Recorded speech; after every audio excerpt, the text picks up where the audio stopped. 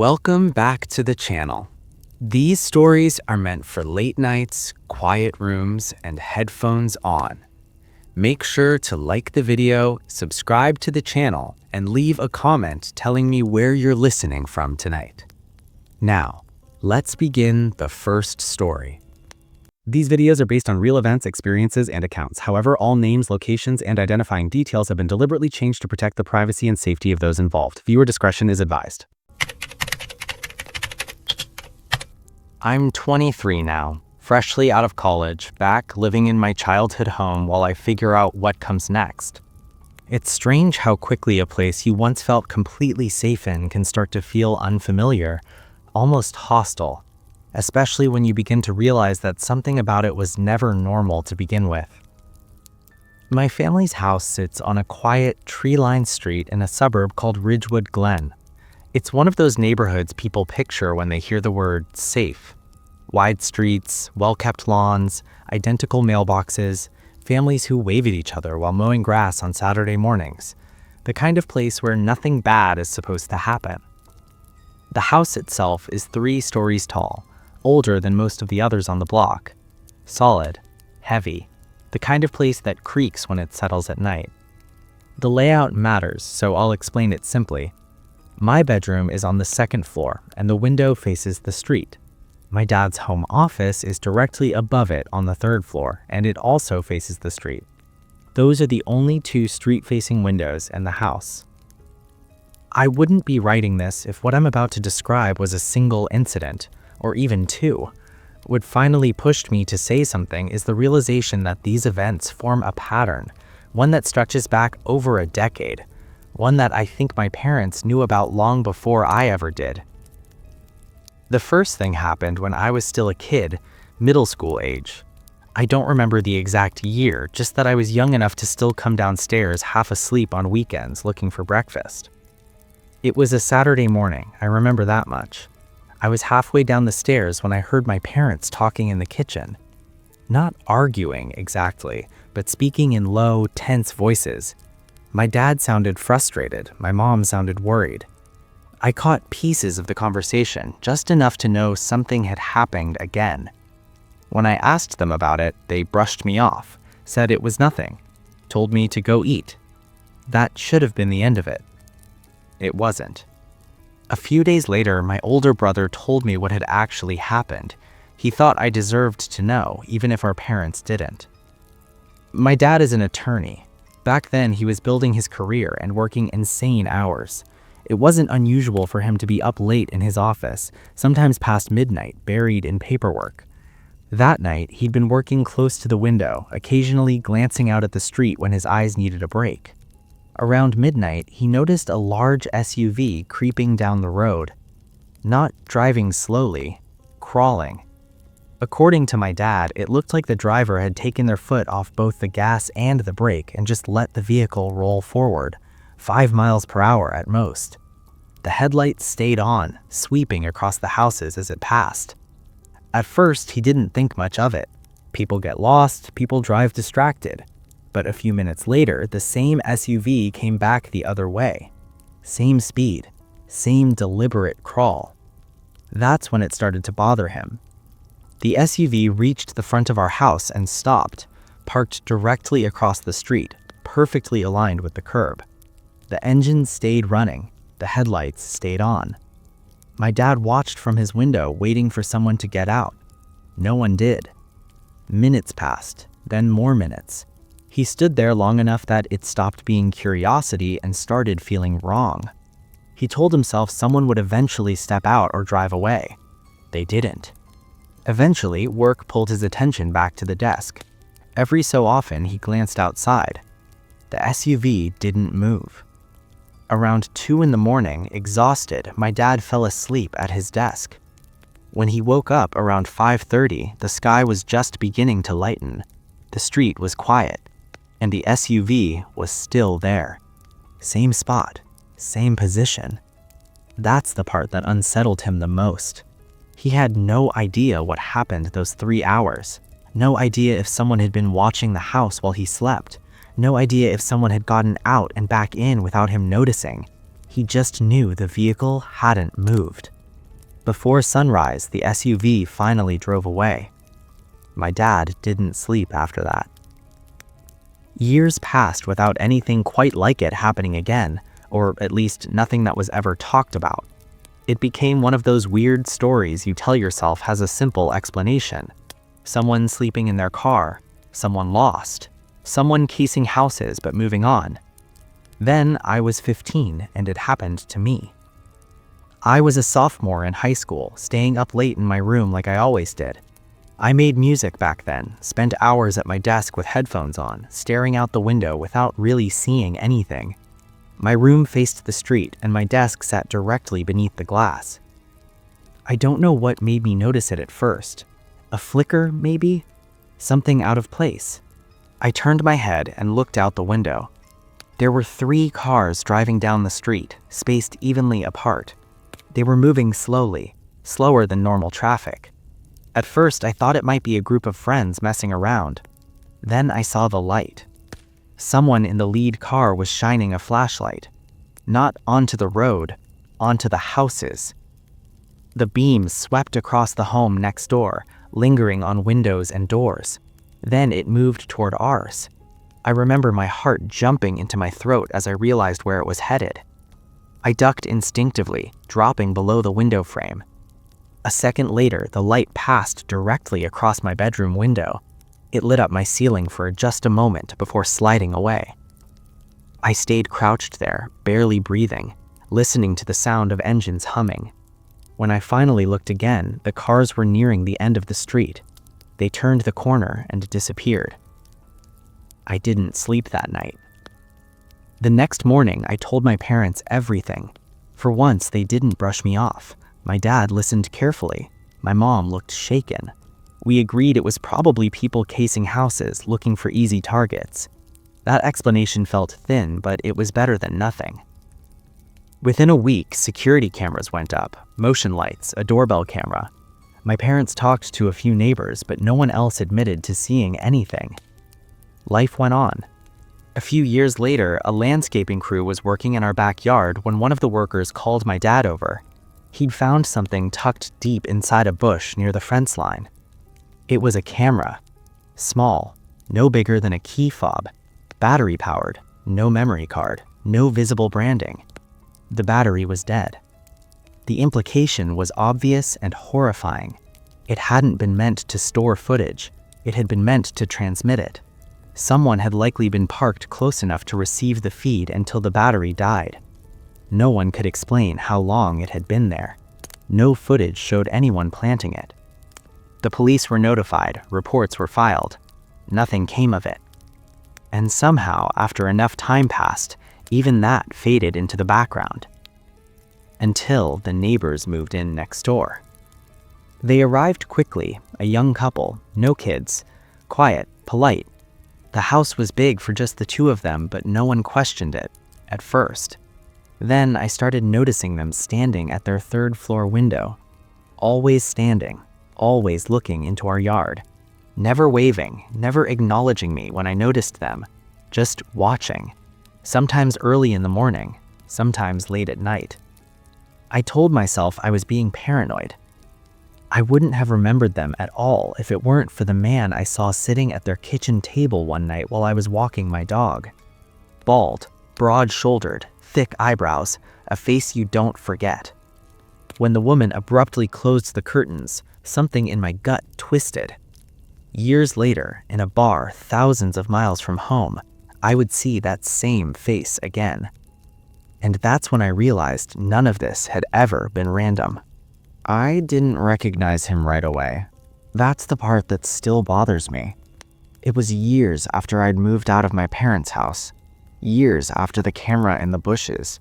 Years after the neighbors who watched from the 3rd floor window. Life had moved on in the way it always does. College, jobs, new cities, new routines that slowly overwrite old fears until they feel distant and unreal. I was in Paris with friends, celebrating the end of a long semester abroad. The night was loud, crowded, alive. Music spilled out of open doors, People laughed on sidewalks, leaning into each other, cigarette smoke curling into the warm air. It was the kind of night where your guard drops without you realizing it. We were standing near the bar, waiting for drinks, when I glanced across the room and saw him. He was seated at a small table against the far wall, alone. Bald head catching the low light, thick eyebrows, broad shoulders hunched slightly forward, elbows resting on his knees. He wasn't drinking. He wasn't talking. He was just sitting there, eyes moving slowly across the room, watching. My brain rejected the thought before it fully formed. There was no reason to connect him to anything. This was Paris, millions of people. Of course there would be familiar-looking faces. Of course coincidence existed. Then his eyes met mine. He didn't react. No surprise, no confusion, no curiosity.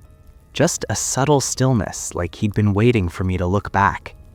Something cold settled in my stomach.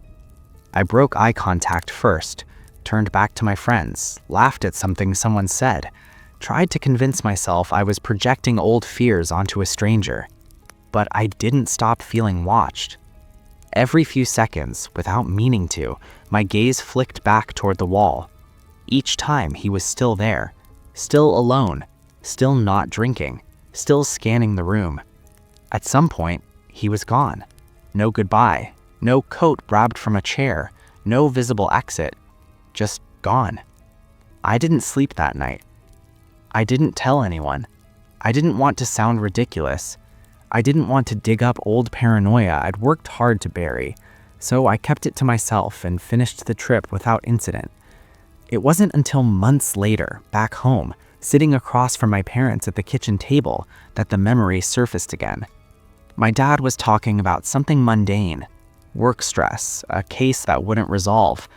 I don't remember what prompted it, but suddenly the words were out of my mouth. "Did you ever figure out what was going on with that SUV?" The room changed instantly.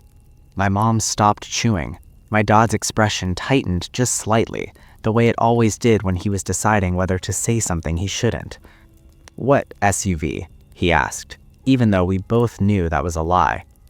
"The one that parked outside the house all night," I said, "when I was a kid." Silence. Then my mom sighed and leaned back in her chair. "There were a few," she said quietly. That was when I realized I'd never known the full story. According to my parents, the SUV incident wasn't isolated. It happened again a few weeks later. Different vehicle, same behavior. Slow crawl down the street, long stop in front of our house, engine running, lights on. Then came the drive-bys. Once every few months at first, then more frequently. Always late, always slow, sometimes with headlights off until the last moment. My dad had called the police more than once. Each time the vehicle was gone by the time anyone arrived. Reports were filed. Nothing came of it. When I was younger, my parents made a decision not to tell me. They didn't want me afraid in my own home. They told themselves that if it was serious, something definitive would happen. Something never did. Instead, it stretched out. Years of small, unsettling moments that never quite crossed the line into something actionable. The flashlight scanning houses, the camera in the bushes, the neighbors who watched but never spoke, the man at their kitchen table.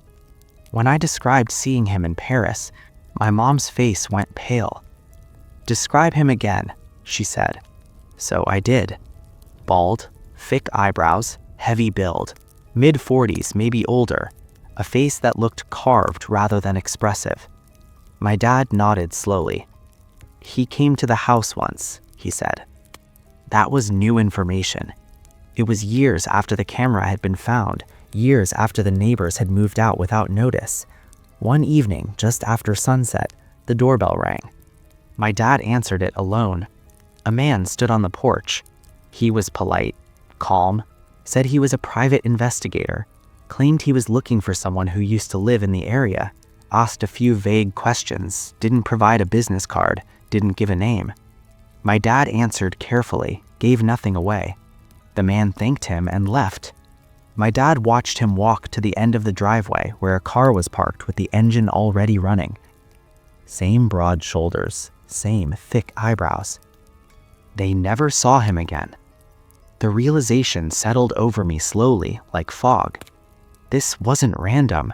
It wasn't bored teenagers. It wasn't thieves casing houses.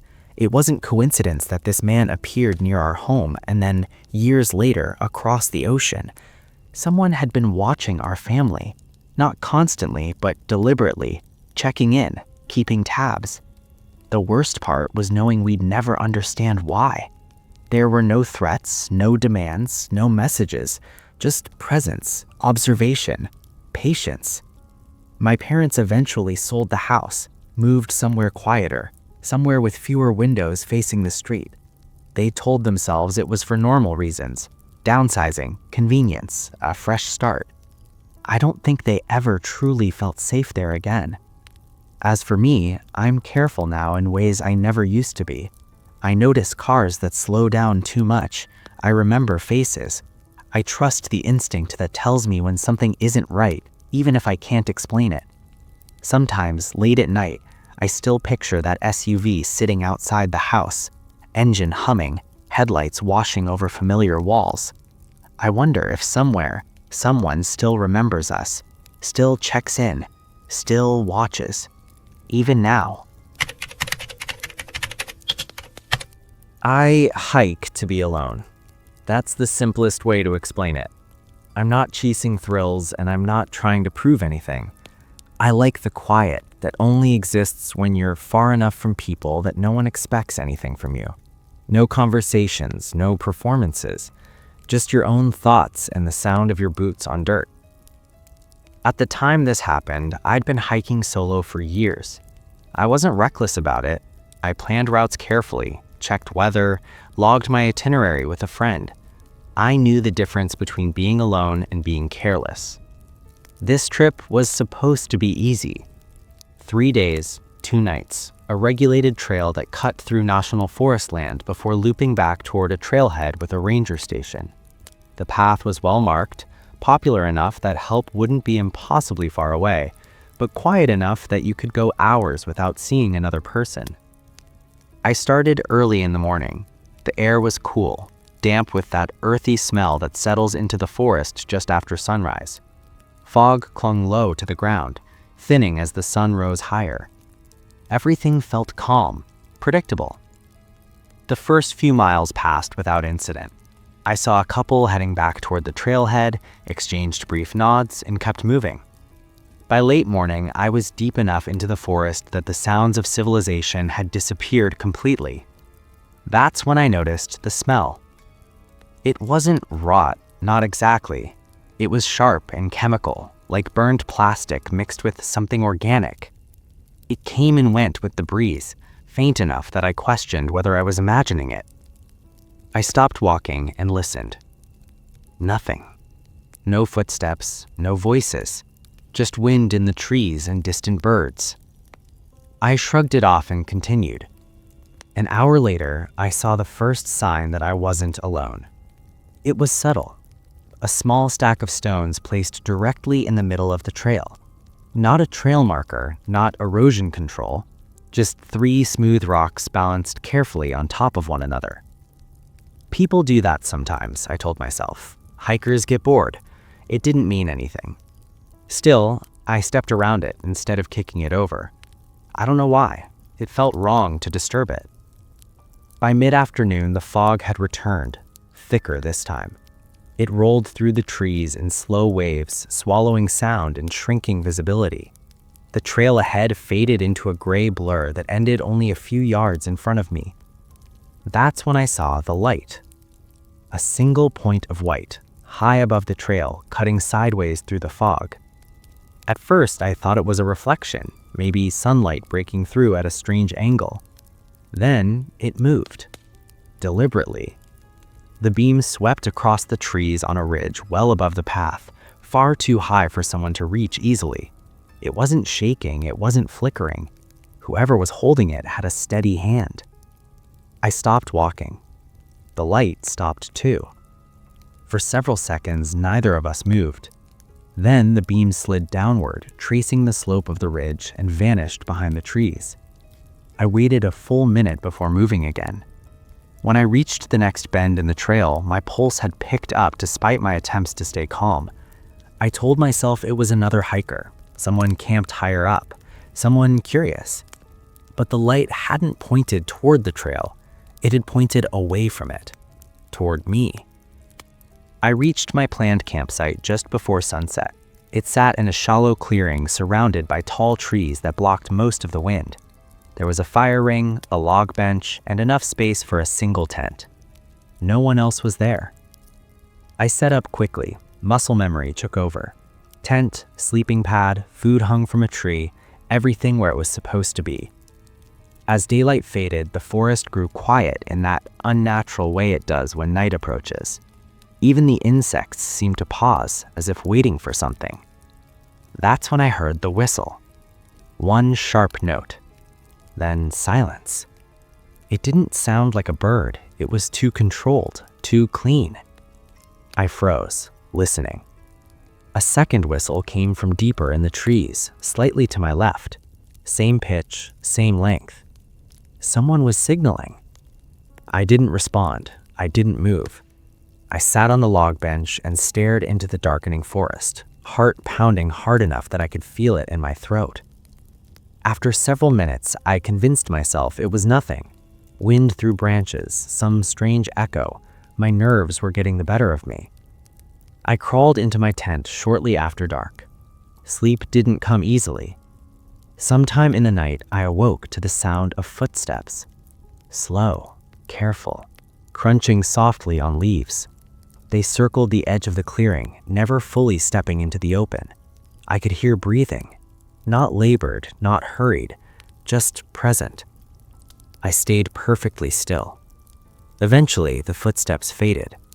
Morning came gray and cold. Fog hung thick between the trees, heavier than the day before. My body felt tight, coiled, like it had never fully relaxed. As I packed up camp, I noticed something that made my stomach drop. Another stack of stones. This one sat directly beside my fire ring. 4 rocks this time, larger, placed with intention. They hadn't been there the night before. Someone had entered my campsite while I slept. I broke camp faster than I ever had before. My hands shook as I shoved gear into my pack without bothering to organize it properly. I told myself the safest thing to do was keep moving, get closer to the ranger station, get back to people. The trail narrowed as it climbed. The fog thickened, reducing visibility to just a few feet ahead. That's when I smelled it again. The same sharp chemical odor. Stronger now. Close. Then I heard footsteps behind me. Not circling, following. Measured, matching my pace. I sped up. So did they. I didn't run, not yet. Every instinct screamed at me to keep control, to not panic, to save my energy. But as the trail curved and dipped into thicker forest, a voice called out behind me. It used my name. And that's when I knew this wasn't a coincidence. When he said my name, my body reacted before my mind did. Every muscle locked tight, like I'd hit a wall. My boots stopped moving, even though the trail continued downhill in front of me. For half a second, I honestly thought I might pass out. There is something uniquely terrifying about hearing your name spoken by someone who should not know it. I didn't turn around. I stood there, staring into the fog, trying to breathe quietly enough that it wouldn't give me away. My heart was hammering so hard I was sure he could hear it. Behind me, the footsteps stopped. The silence stretched. No wind, no birds. Nothing moving except the fog sliding slowly through the trees. Then the voice spoke again, closer this time. Calm, almost conversational. He said my name once more, followed by, "You don't need to run."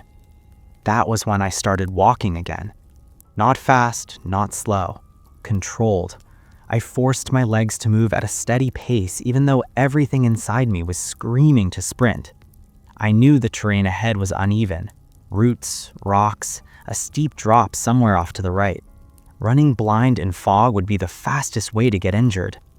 The footsteps resumed, still behind me, still matching my pace. We walked like that for what felt like forever. Me moving forward, him following just out of sight. I could hear his breathing now. Not strained, not hurried. It sounded relaxed, like he was enjoying this. I tried to think, rationally. Had I posted my itinerary somewhere public? Had someone overheard me at the trailhead? Had I crossed paths with him earlier without noticing? None of it explained how long this had been happening. The stones, the light, the whistling, the campsite. He hadn't just found me. He'd tracked me. The trail forked ahead. I could barely make out the signpost through the fog. One path continued deeper into the forest. The other descended sharply toward the ranger station. I took the downhill path without hesitation. That's when he laughed. Not loud, just a short, breathy sound that cut straight through me. "You won't make it before dark," he said. I broke into a run. Branches slapped my arms as I pushed through the narrowing trail. My pack bounced against my back, throwing off my balance. The fog thickened as the path descended, swallowing everything beyond a few feet. Behind me, the footsteps sped up. He didn't shout. He didn't threaten me. He didn't need to. The sound of him gaining ground was enough. I stumbled on a root and nearly went down. Pain shot through my ankle, but I stayed upright and kept moving. I could hear him breathing harder now, closer than before. The smell hit me again, strong enough to make my eyes water. Chemical, burning. I risked a glance over my shoulder. I wish I hadn't. He was there, fully visible now, no longer hidden by fog. Tall, lean, dressed in dark, weather-worn clothes. His face was pale, expressionless, eyes fixed on me with unsettling focus. He wasn't carrying hiking gear. No pack, no poles, nothing that suggested he belonged out here. Just a flashlight in one hand. I ran harder. The trail dropped sharply, turning slick with moisture. I slid more than once, barely catching myself on low branches. My lungs burned, my ankle throbbed with every step. I could hear him gaining. Then the trail opened up into a clearing. The ranger station sat on the far side, its dark outline barely visible through the fog. A single light glowed above the door. I screamed. I didn't care how it sounded. I didn't care if it made me look weak. I screamed as loud as I could, over and over, forcing air from my lungs until my throat burned. The footsteps behind me faltered. I didn't stop running. I reached the ranger station door and slammed into it, pounding with both fists. The light snapped on inside. I heard movement, a voice. The door opened. I fell forward, nearly collapsing at the ranger's feet. Hands grabbed my shoulders, steadying me, pulling me inside. The door slammed shut behind us. I turned immediately, pressing my face to the window. The clearing was empty. No man, no flashlight, no movement beyond the drifting fog. The ranger listened without interrupting as I told him everything. The stones, the light, the whistling, the voice. He didn't dismiss me. He didn't minimize it. His expression stayed serious the entire time. When he finished, he nodded once. "You're not the first," he said. That was somehow worse than disbelief. He told me there had been reports over the years. Hikers followed, campsites disturbed, strange markers left along trails. A few people had gone missing in the deeper sections of the forest. Officially, they were listed as accidents, exposure, falls, getting lost. Unofficially, there was a pattern no one could prove. Search teams went out that night. They found nothing. No footprints, no disturbed foliage, no sign anyone was chasing me at all. I was escorted out of the forest the next morning. I didn't finish the trip. I didn't hike alone again for a long time. Even now, years later, certain things still set my nerves on edge. The sound of footsteps that match mine, whistling in the distance, the smell of burning plastic carried on the wind. Sometimes I think about how calm he sounded when he spoke my name. how confident he was that I wouldn't make it, how practiced his movements seemed. I don't believe I was his first attempt, and I don't think I would have been his last.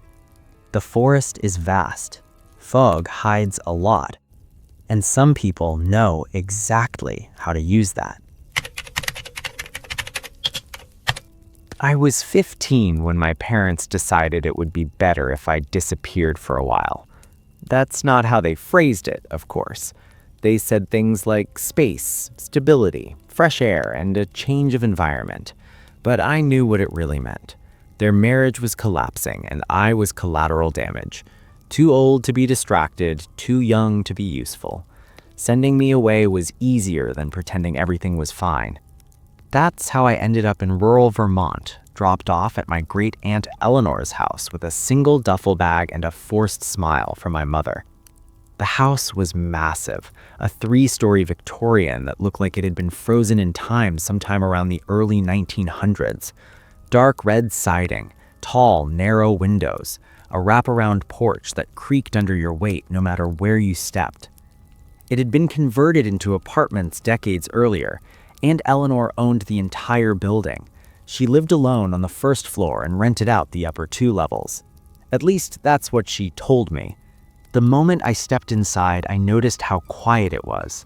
Not peaceful quiet, not cozy quiet, the kind of quiet that feels deliberate, like the building itself is holding its breath. Aunt Eleanor hugged me stiffly and took my bag without asking.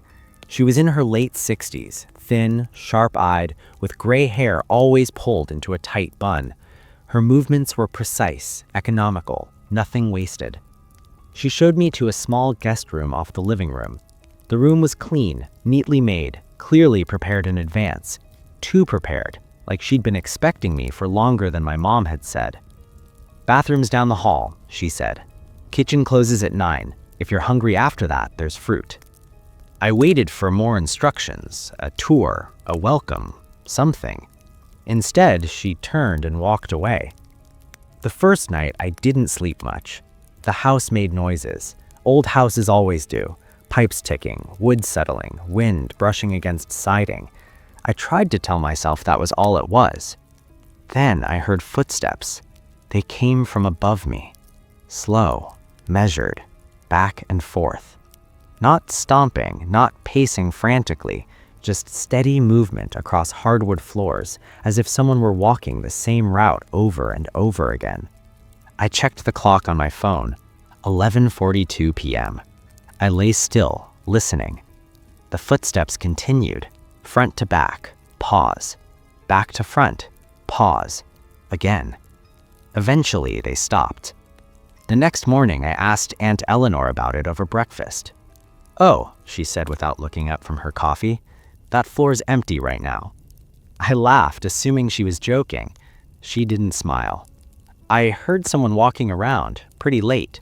She finally looked at me then. Her eyes were sharp, unreadable.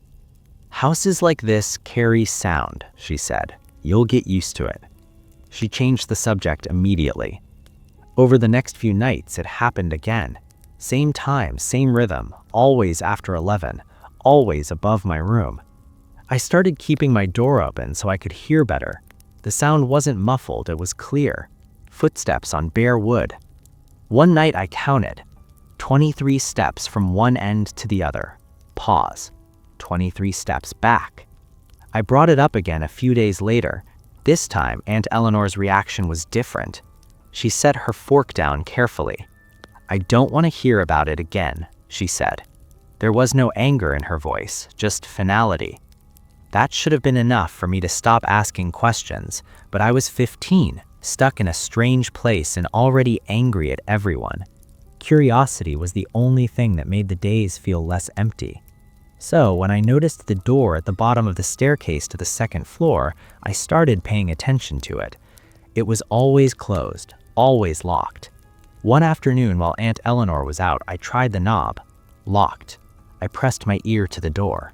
Nothing. That night, the footsteps returned, louder than before. They didn't stop at their usual time. They kept going past midnight, past 1, past 2. At some point, I realized they weren't just pacing, they were stopping, right above my room. I sat up in bed, heart pounding, staring at the ceiling. Something creaked, then something else, a soft dragging sound like a chair being moved. I didn't sleep at all that night. The next morning, I told Aunt Eleanor I wanted to see the upstairs apartment. She stared at me for a long moment, then sighed like she'd been expecting this. "Fine," she said, "but only for a minute." She unlocked the staircase door and led the way up. The second floor was empty, just like she said. No furniture, no decorations, no personal items. Dust sat undisturbed in corners. The windows were closed and locked. But the floor told a different story. There were scuff marks, fresh ones, darker paths worn into the wood, tracing a very specific route from the front of the apartment to the back. 23 steps. I pointed them out. "These don't look old," I said. "Someone's been walking here." Aunt Eleanor didn't look down. "They're from the last tenants," she said flatly. "They moved out months ago."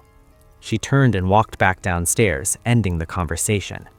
That evening, she insisted we watch a movie together. She never did that before or after. When the footsteps started upstairs, she turned the volume up. I watched her face in the flickering light of the screen. She didn't react, not once. Not when the pacing got louder, not when it paused directly above us. She knew. That night, I called my mother. I told her everything. There was a long silence on the other end of the line. Then she said, "Please don't talk to your aunt about that anymore."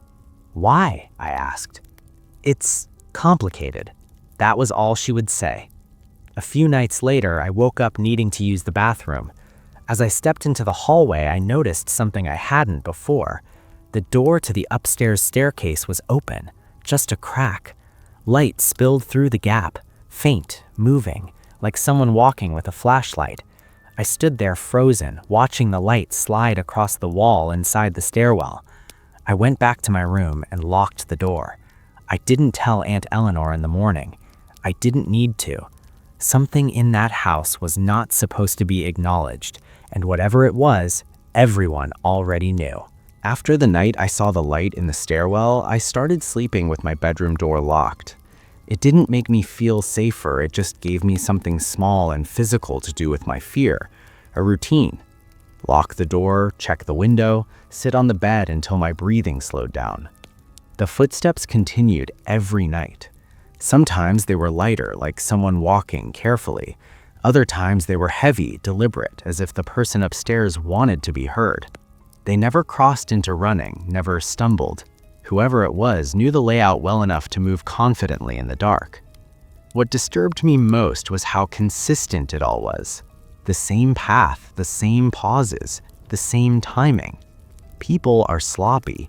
People change patterns without realizing it. This thing did not. I started paying attention to Aunt Eleanor more closely.